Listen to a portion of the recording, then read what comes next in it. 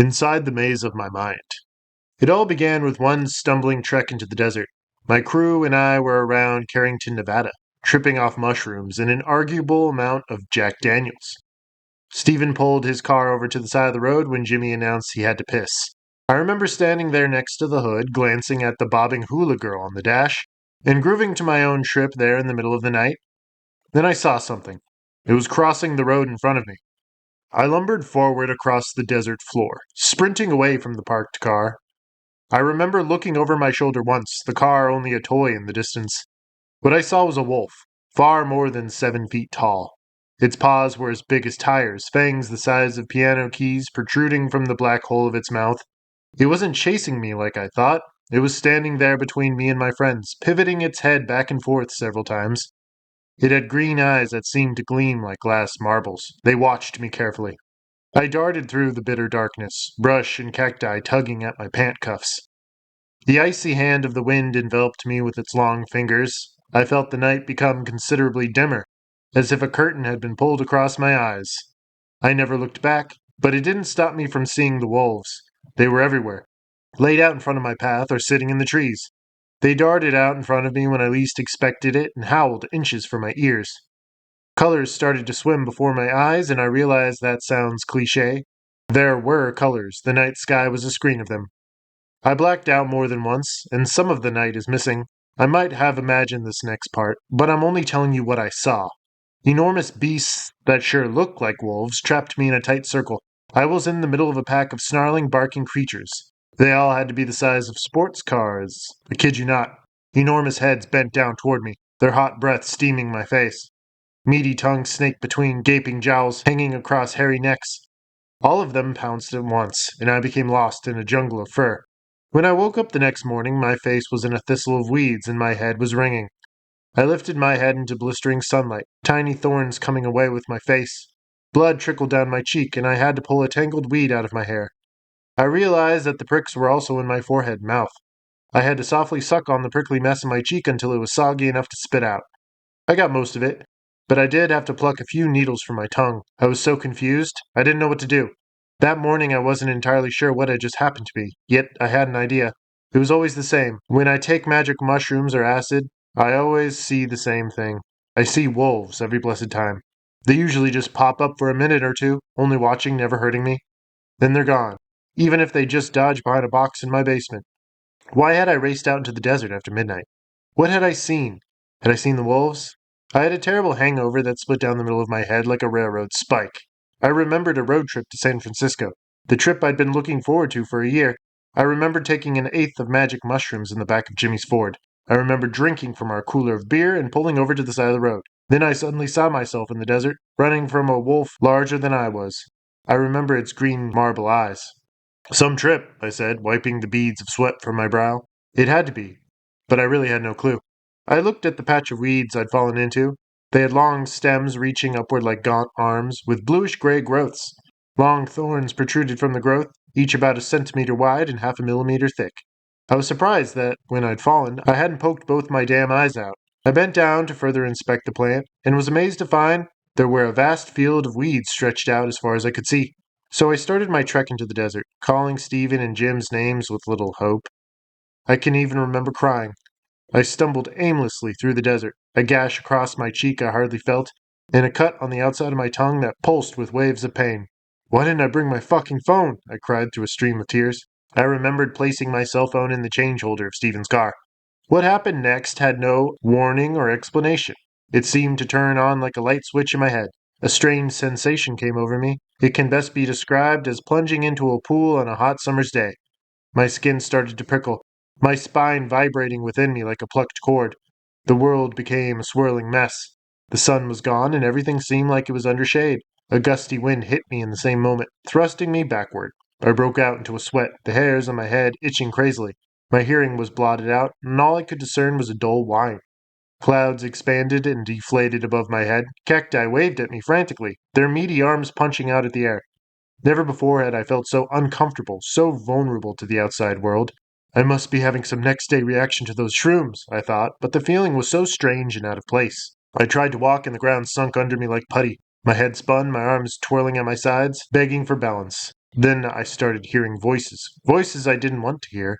They knew something I didn't. Mariel the Martian went tiptoeing through town, one of the voices said in a hushed whisper, as if it were some secret only I was to hear. Mariel the Martian walked west without a sound, another voice said. Never before had I realized how many people lived inside one man. In my case, there were thousands. And that day in the desert, they all had something to say. Mariel the Martian fell ill with fever. Mariel the Martian with a meat cleaver.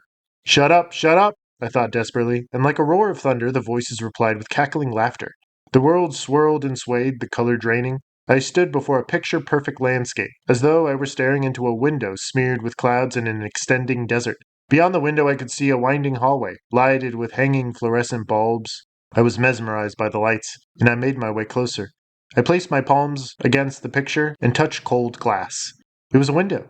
There was a sheet of glass separating me from the hallway, separating me from the beautiful glowing lights. I pushed and it slid easily on its tracks.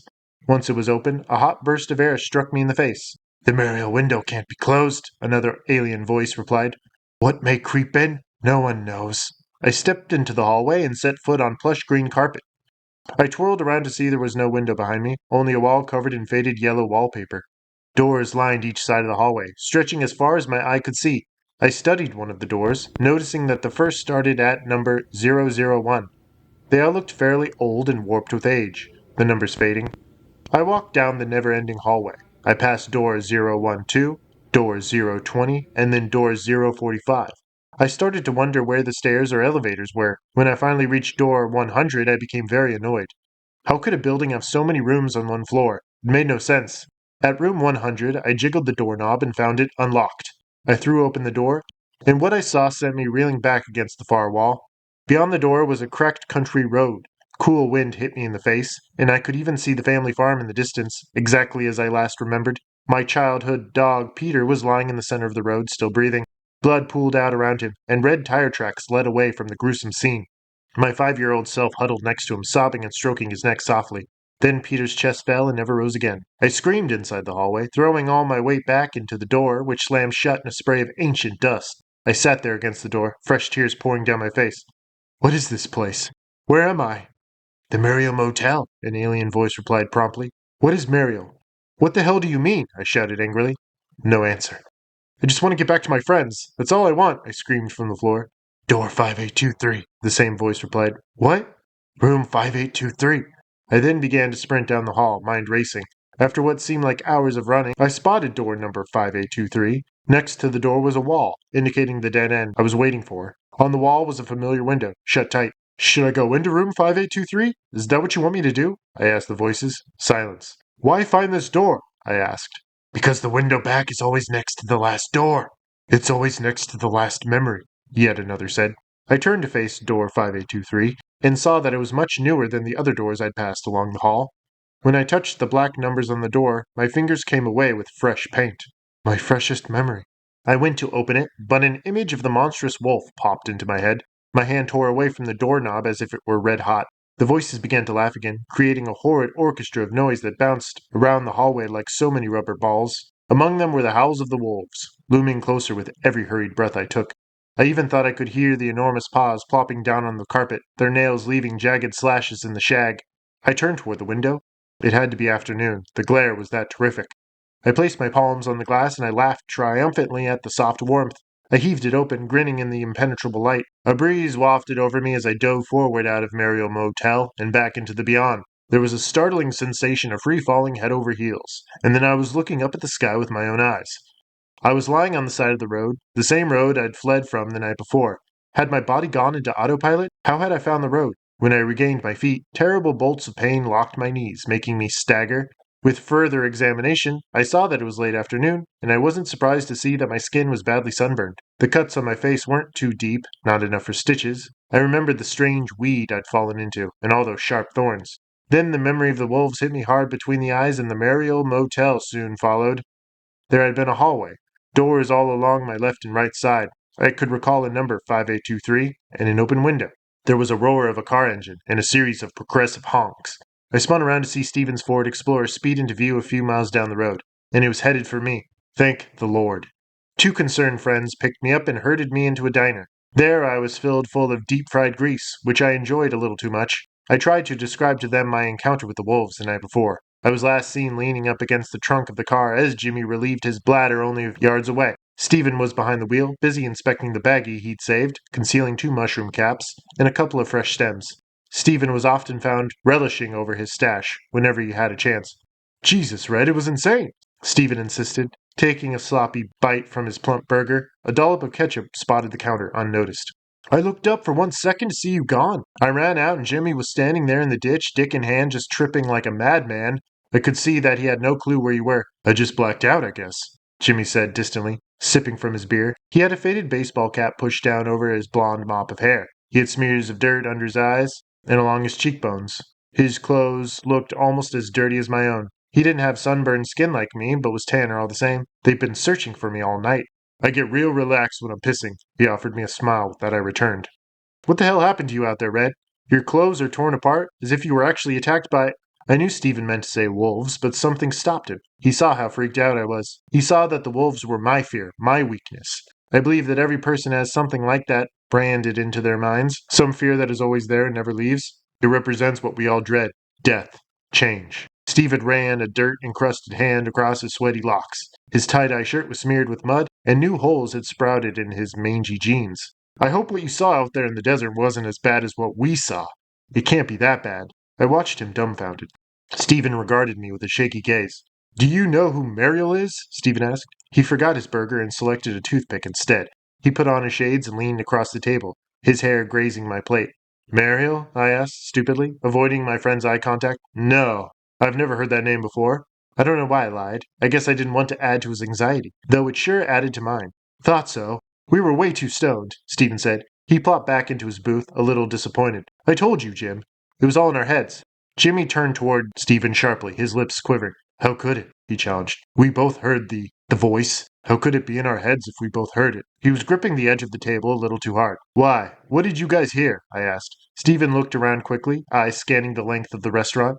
It was probably nothing, Red, but we followed your tracks into the desert. We followed them for some time. You really traveled, he began with a small chuckle. We were calling your name over and over, screaming our fucking guts out. We started seeing some crazy shit, and I have to say, I didn't hate it. Jimmy chimed in, all the worry gone from his face. He had just turned his baseball cap around, revealing 2 bright blue eyes. I saw a lot of colors. The plants around me were waving like there was a hurricane raging.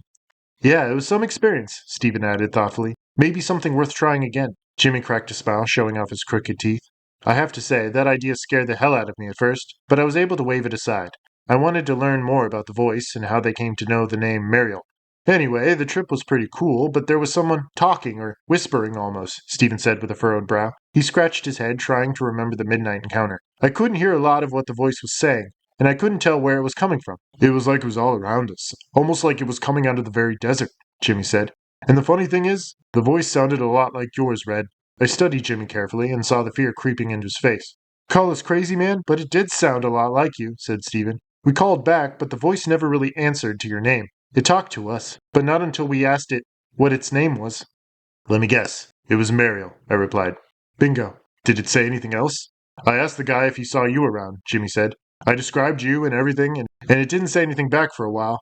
When the guy finally did reply, he said he'd seen you. I gulped, and they noticed. The guy said you were checking in for the night, Stephen concluded. I gulped again, remembering the motel and its many doors. That was probably all in our heads, Stephen once more insisted, though I could tell he didn't believe a word of it. We lost your tracks somehow, and you can probably blame my short attention span, Jimmy said. The voice never said anything else? I asked. Nope, we even tried getting its attention, but it was gone, Stephen explained. We turned around and finally found the road, and had to walk 2 miles up to find the car. We hoped you were there, but we're sorry, Red. Hey, it's my fault, I said. We got into the car and slept it off, hoping we'd find you in the morning. Shit, we searched and searched. It was a pretty crazy night, no doubt about it, I said. You guys will think this is crazy, but I really want to know what you think. Try us, Jimmy said, leaning forward in interest. I explained how I'd woken up in a thistle of mysterious weeds, and how I had to pull the thorns out of my mouth and hair. Then I began to feel my body peak, as if it was having some last-minute reaction to the shrooms, but I've never felt like that before. It was like I was under some spell, I concluded. I didn't tell them about the window that appeared before me, and the long hallway that ran behind it. And I certainly didn't tell my friends about the voices in my head, which told me it was the Mariel Motel. It must have been the weed you found, Jimmy almost screamed. I looked at him stupidly. I mean, it cut you open, and you sucked on it before pulling it out of your mouth, Jimmy exclaimed. You must have stumbled upon some new psychedelic plant. Like the peyote cactus, Stephen added with a creeping smile. Damn, Red, you have to bring us back there, Stephen insisted. I don't remember where they were. I blacked out and woke up on the side of the road, I said. It wouldn't hurt to look. I bet they're growing everywhere. And Red knows what they look like, Stephen suggested. We could find them. You guys, I don't think we should, I said. We wanted it to make it to Jamestown by nightfall. Come on, Red. We have a cooler full of beer and enough magic fungus to last us the rest of the day. We can just get the check, pull off to the side of the road, and do some hunting, Stephen replied. I still don't know. Tell me, Red, Jimmy said, rearranging his battered cap. What did it really feel like? I thought it over and nodded with satisfaction. It felt like my body was in some kind of fever, in a carnival of lights and sounds.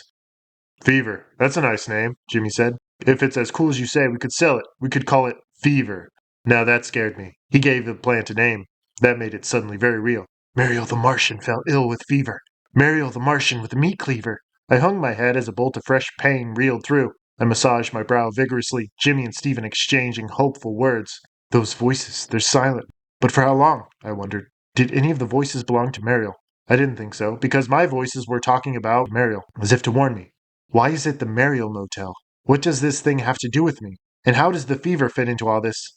My voices were trying to warn me about the fever too. But what had they meant when they referred to Mariel as a Martian? Questions. Nothing but unanswered questions. Jack, Jimmy announced. Ready, Red? Stephen asked, getting up from the booth. I only sat there with my head in my hands. The Mariel window can't be closed. What may creep in, no one knows. Does the Mariel Motel even belong to me? Any more?